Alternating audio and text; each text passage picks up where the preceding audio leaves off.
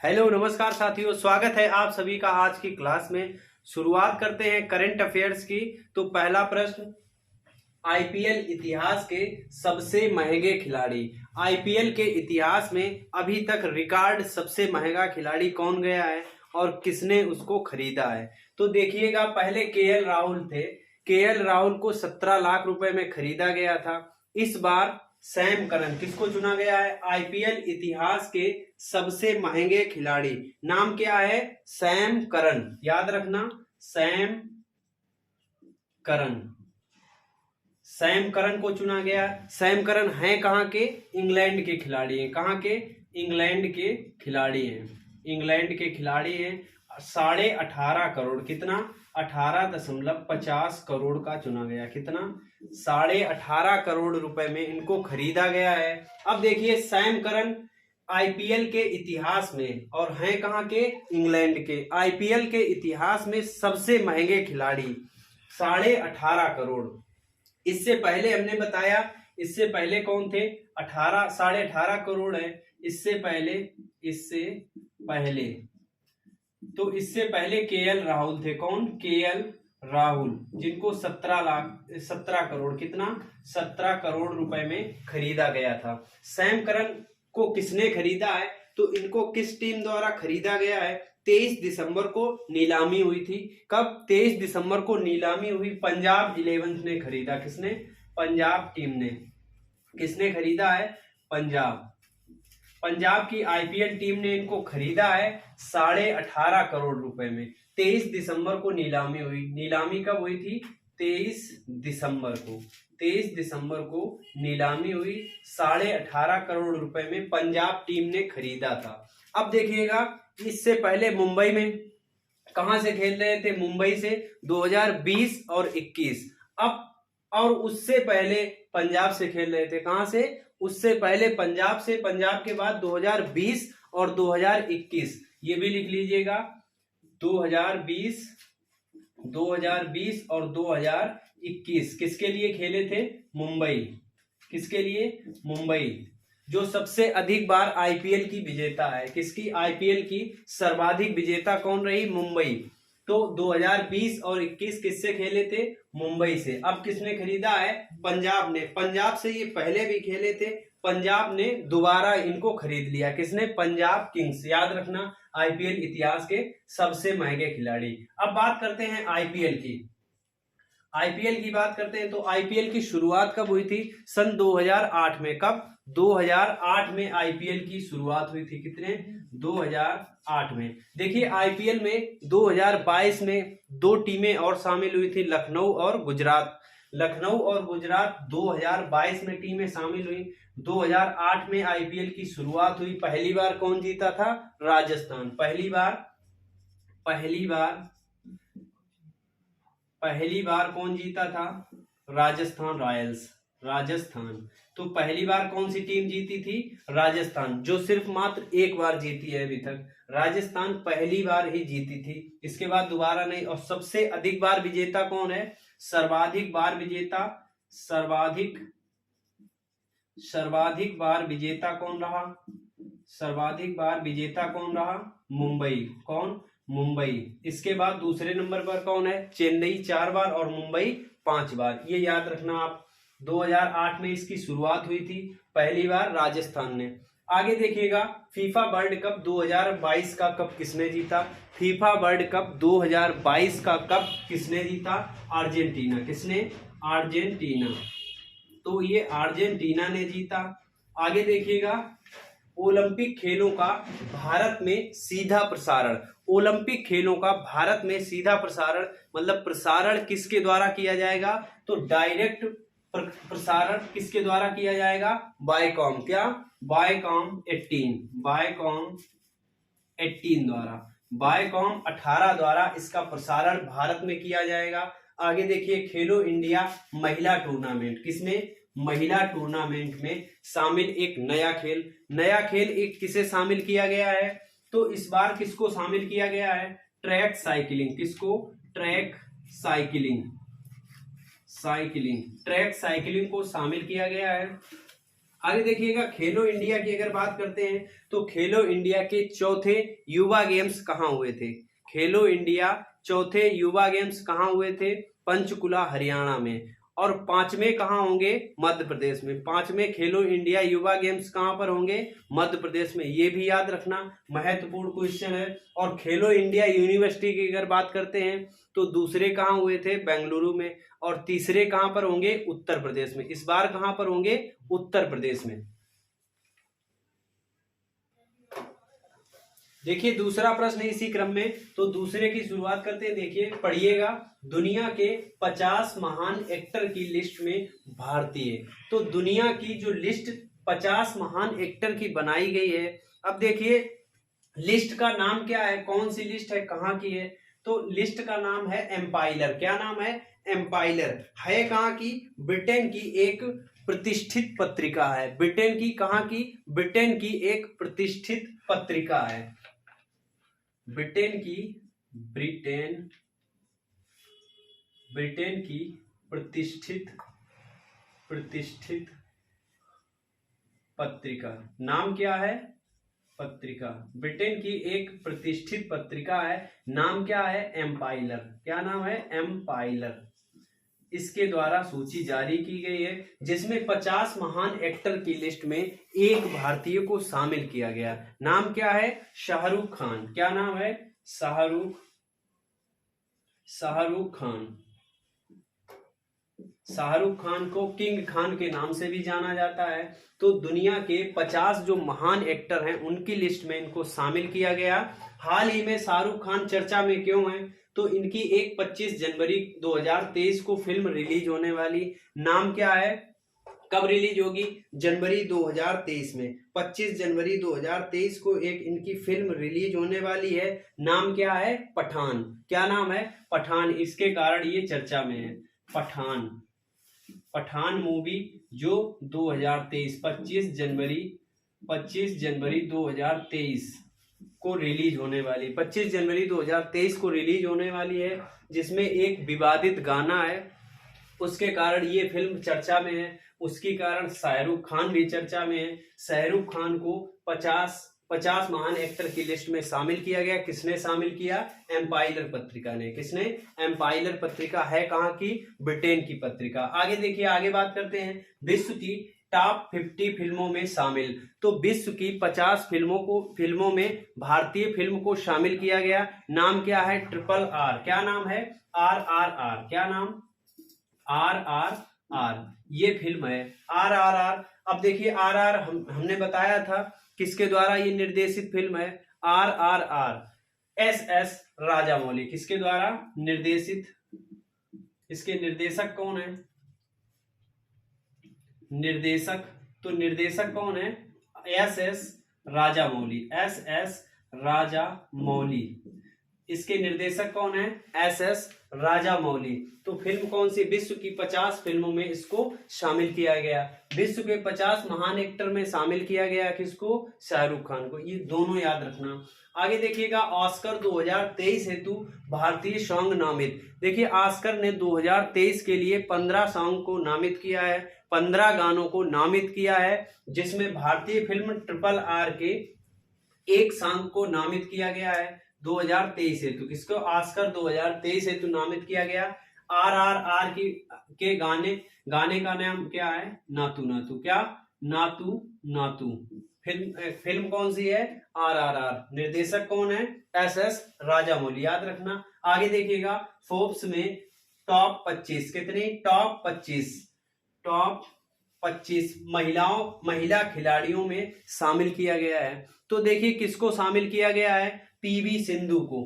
Top 25 जो दुनिया की टॉप 25 महिला खिलाड़ी हैं, दुनिया की टॉप 25 महिला खिलाड़ियों में एक भारतीय को शामिल किया गया है। एक भारतीय। नाम क्या है? PV सिंधु। क्या नाम है? PV सिंधु। तो PV सिंधु को शामिल किया गया है। इनका स्थान क्या है? 12वां। कितना? 12वां स्थान है। PV सिंधु स्थान कितना है? 12वां। ये याद रखना है, PV सिंधु को 12वें स्थान पर शामिल किया गया है टॉप 25 महिला खिलाड़ियों में। आगे देखिएगा, देश का पहला इन्फेंट्री संग्रहालय, देश का पहला एवं दुनिया का दूसरा, देश का पहला है और दुनिया का दूसरा है मध्य प्रदेश के मऊ में। कहां पर? मध्य प्रदेश के मऊ में, जहां पर डॉक्टर भीमराव अंबेडकर का जन्म हुआ था।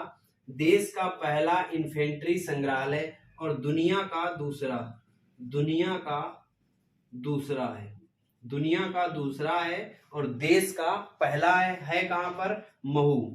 कहां पर? महू मध्य प्रदेश में। तो महू मध्य प्रदेश में ये आम जनता के लिए खोल दिया गया है। इसको आम जनता के लिए, आम जनता हेतु खोला गया, आम जनता हेतु खोला गया। इसको आम जनता के लिए खोल दिया गया। कहां पर है? मध्य प्रदेश के महू में। आगे तीसरा क्वेश्चन देखिएगा, रविंद्रनाथ टैगोर साहित्य पुरस्कार 2021-22 के लिए किसे दिया गया? तो आपको याद करना कैसे है, रविंद्रनाथ टैगोर, तीन नाम है, तीन शब्द हैं, एक नाम है। रविंद्रनाथ टैगोर 3 लोगों को दिया गया। कितने लोगों को दिया गया? 2021-22 का 3 लोगों को दिया गया। देखिएगा, साहित्य पुरस्कार है तो ये कला व साहित्य के लिए दिया जाता है। किसके लिए? कला व साहित्य के लिए, कला व साहित्य के लिए पुरस्कार दिया जाता है। इसकी शुरुआत सन 2018 से हुई थी। कब हुई थी? सन 2018 में इसकी शुरुआत की गई थी, तब से दिया जाता है 2018। अब 18 के हिसाब से अब 2021-22 में जो दिया गया 5वां संस्करण था। कौन सा? 5वां संस्करण, 5वां संस्करण, 5वां संस्करण था। कौन सा? 5वां संस्करण, 5वां संस्करण था। अब देखिए किसको किसको दिया गया है। 3 लोगों को दिया गया। नाम क्या है? तो नाम देखिएगा SSS, किससे याद करना है? SSS सुदीप सेन, शोभना कुमार, लिख लीजिएगा, ये 5वां लिख लीजिएगा, 5वां, 1, 2 और 3, तीनों लोगों के नाम SSS पर हैं। सुदीप कुमार, शोभना, देखिएगा सुदीप कुमार, शोभना,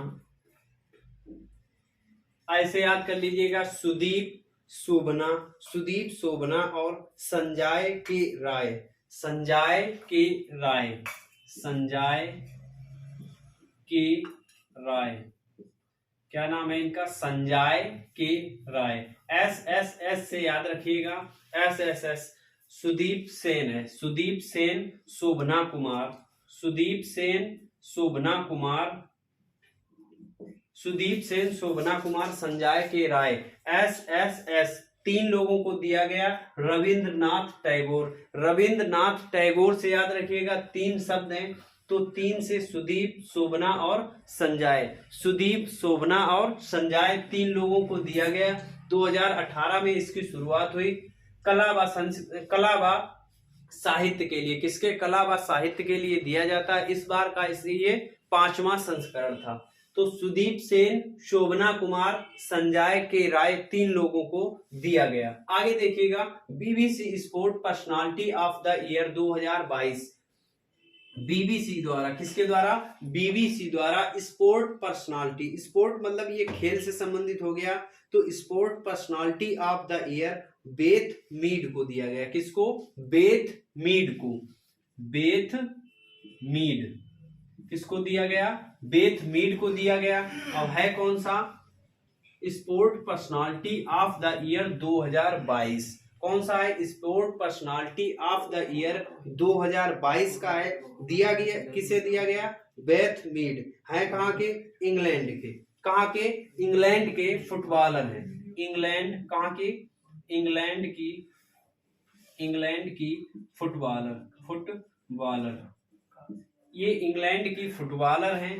बेथ मीड इनका नाम है। क्या नाम है? बेथ मीड, है कहाँ की? इंग्लैंड की। किस खेल से संबंधित है? फुटबॉल से। तो फुटबॉल से संबंधित इंग्लैंड की बेथ मीड इनका नाम है। किसके द्वारा पुरस्कार दिया गया? BBC द्वारा। पुरस्कार का नाम क्या है? Sport personality of the year 2022। आगे देखिएगा, सर्वश्रेष्ठ वैश्विक प्रतिस्पर्धी विद्युत कंपनी, सर्वश्रेष्ठ वैश्विक स्तर पर ये दिया जाता है प्रतिस्पर्धी विद्युत कंपनी का अवार्ड किस कंपनी को दिया गया इस बार, तो देखिएगा एनएचपीसी। कौन सी कंपनी है? एनएचपीसी है कहाँ की कंपनी? तो भारत सरकार द्वारा अधिकृत कंपनी है। कहाँ की? भारत की कंपनी है। कहाँ की है? भारतीय कंपनी है, भारत सरकार द्वारा अधिकृत कंपनी है एनएचपीसी। नाम क्या है? एनएचपीसी को 2022 वैश्विक प्रतिस्पर्धी विद्युत कंपनी अवार्ड दिया गया है। आगे देखिएगा digital India award 2022। Digital India award 2022 किसको दिया गया है? तो ये हमने क्वेश्चन करवाया था पहले भी। किसको दिया गया? Smart cities mission. किसको? Smart cities mission, smart city mission या स्मार्ट सिटीज मिशन को दिया गया। किसको? स्मार्ट सिटीज मिशन को दिया गया 2022 का डिजिटल इंडिया अवार्ड। आगे देखिएगा चौथा प्रश्न, नेपाल के नए पीएम बने। कहाँ के? नेपाल के नए पीएम बने। प्रधानमंत्री नेपाल के नए कौन बने हैं? चुनाव हुआ था अभी हाल ही में, तो 5 पार्टियों के गठबंधन से बने थे शेख बहादुर दउआ। कौन? शेख बहादुर दउआ की, गौआ की पार्टी थी। किसकी? शेख बहादुर गौआ। अब ये प्रधानमंत्री थे, सॉरी शेख बहादुर देउआ। निवर्तमान प्रधानमंत्री कौन थे? निवर्तमान पीएम शेर बहादुर देउआ। क्या नाम था? शेर बहादुर देउआ इनका नाम था, जो वहां के प्रधानमंत्री थे। 5 पार्टियों का गठबंधन था। कितनी? 5 पार्टियों का गठबंधन 5 पार्टियों का गठबंधन थे।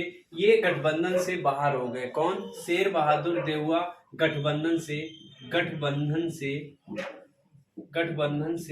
बाहर हो गए। कौन बाहर हो गए? शेर बहादुर देउआ गठबंधन से बाहर हो गए। अब देखिए यहाँ पर कौन प्रधानमंत्री बनाए गए? पुष्पदहन कमल। कौन? पुष्पदहन कमल प्रधानमंत्री बनाए गए। पुष्पदहन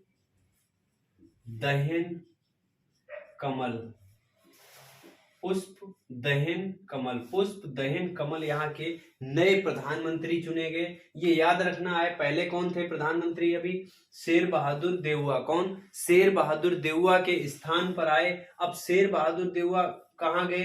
तो इन्हें 5 पार्टियों का गठबंधन था। कितनी? 5 पार्टियों के गठबंधन से ये प्रधानमंत्री थे। गठबंधन से इनको बाहर कर दिया गया है। तो गठबंधन से जब इनको बाहर कर दिया गया, इसके बाद कौन प्रधानमंत्री बनाए गए? प्रचंड नाम है इनका। क्या? प्रचंड नाम है। पुष्पदहन कमल प्रचंड। पुष्पदहन कमल और प्रचंड कहते हैं। क्या? प्रचंड। ये याद रखना, पुष्पदहन कमल प्रचंड। तो प्रचंड को नया प्रधानमंत्री कहाँ का बनाया गया? नेपाल का। अब देखिएगा पुष्पदहन कमल को यहाँ का नया प्रधानमंत्री बनाया गया। तीसरी बार नेपाल के प्रधानमंत्री बनेंगे प्रचंड। कौन? तीसरी बार प्रचंड यहाँ के प्रधानमंत्री बनेंगे। तीसरी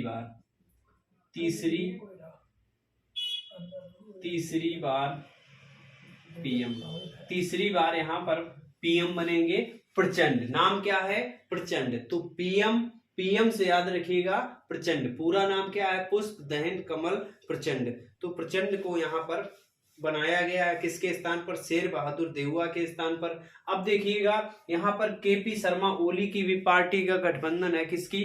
केपी शर्मा ओली। तो 2.5 साल ये प्रधानमंत्री रहेंगे। कितनी साल? 2.5 साल, मतलब 2.5 वर्ष पीएम पद पर रहेंगे। कितने वर्ष? 2.5 वर्ष पीएम पद पर रहेंगे। इसके बाद 2.5 वर्ष के बाद कौन पीएम बनेगा? केपी शर्मा ओली। 2.5 वर्ष बाद कौन बनेगा? केपी शर्मा ओली। 2.5 वर्ष बाद केपी शर्मा ओली को प्रधानमंत्री नियुक्त किया जाएगा। इनको भी कितने साल के लिए? 2.5 वर्ष के लिए। तो 2.5 साल के लिए केपी शर्मा ओली आगे बनाए जाएंगे। और पहले कौन बनाए जाएंगे? पहले प्रचंड को बनाया गया। तो प्रचंड 2.5 वर्ष पीएम रहेंगे। इसके बाद केपी शर्मा ओली 2.5 वर्ष पीएम रहेंगे। अब देखिएगा इनको शपथ किसने दिलाई, तो पीएम पद की शपथ राष्ट्रपति दिलाते। कौन?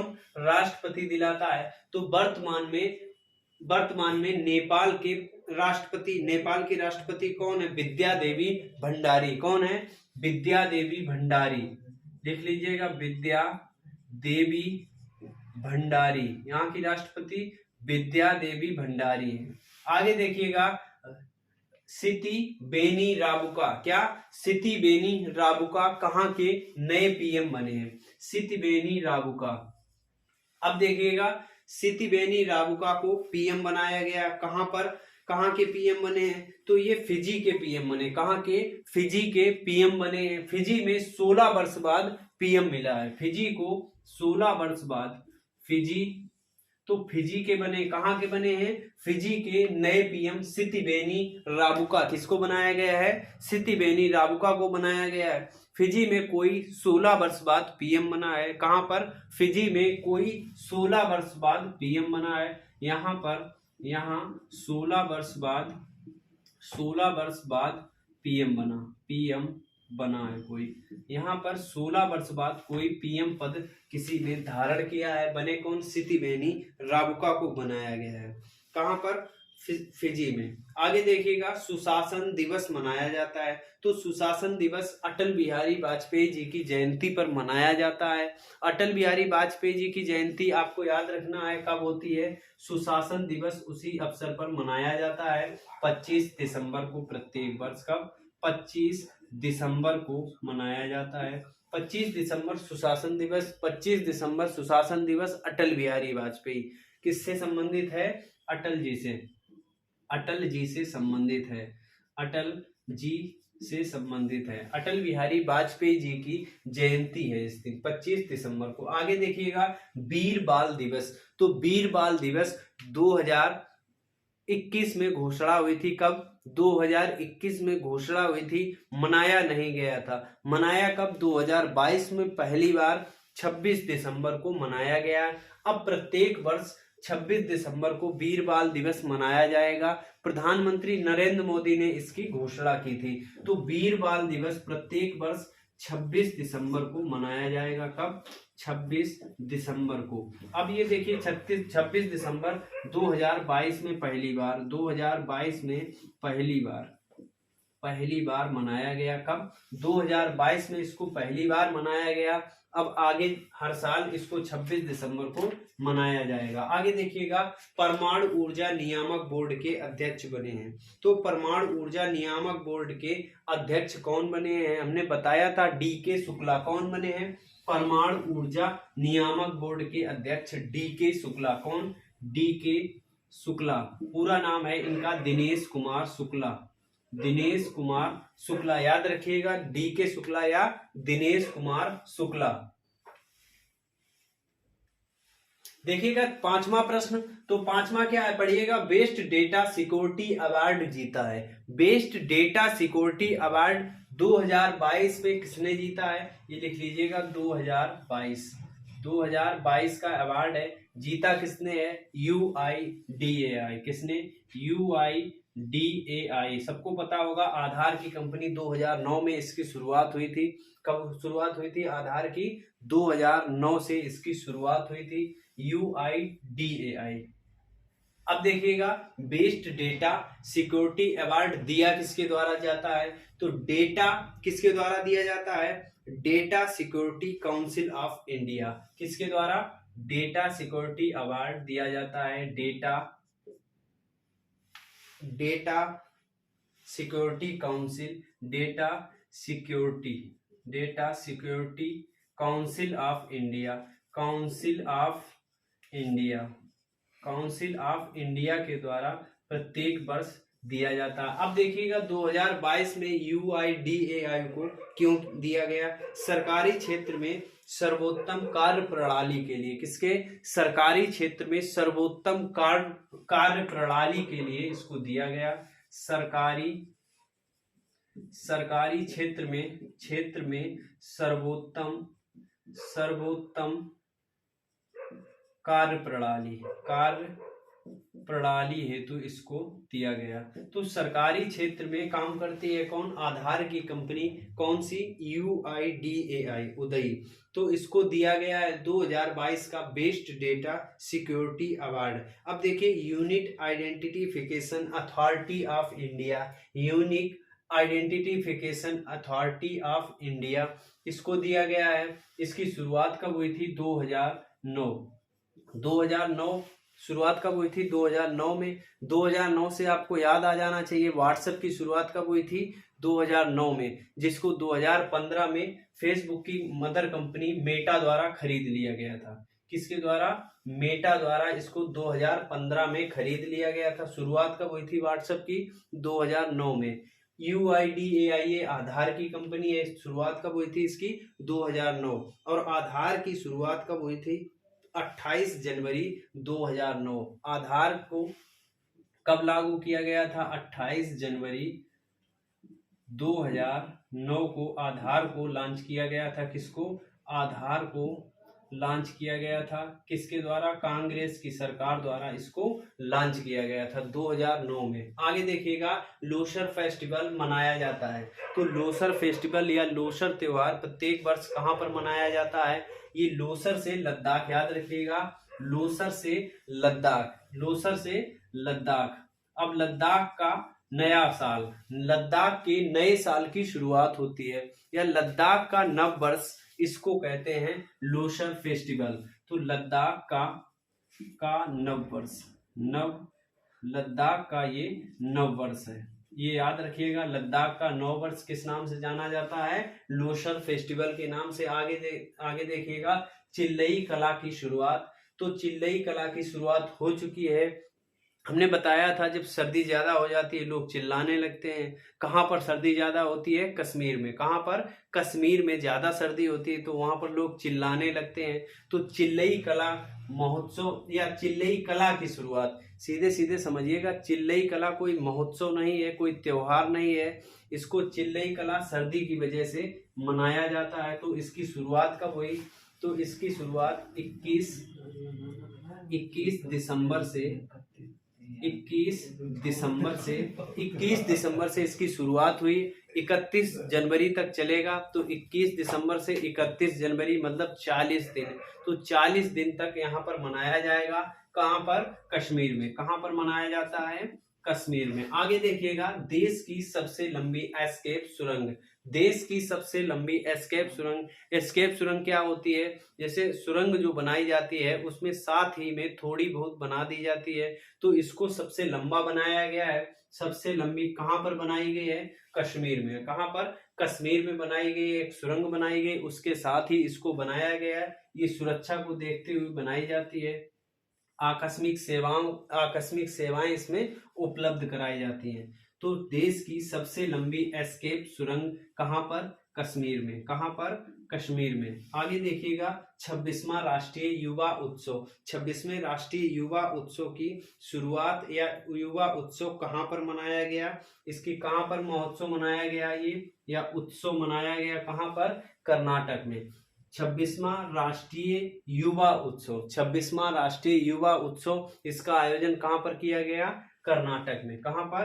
कर्नाटक में। कर्नाटक में इसका आयोजन किया गया। इसी तरीके के बेहतरीन वीडियो पाने के लिए हमारा चैनल सब्सक्राइब करें, वीडियो को ज्यादा से ज्यादा शेयर करें। धन्यवाद। जय हिंद।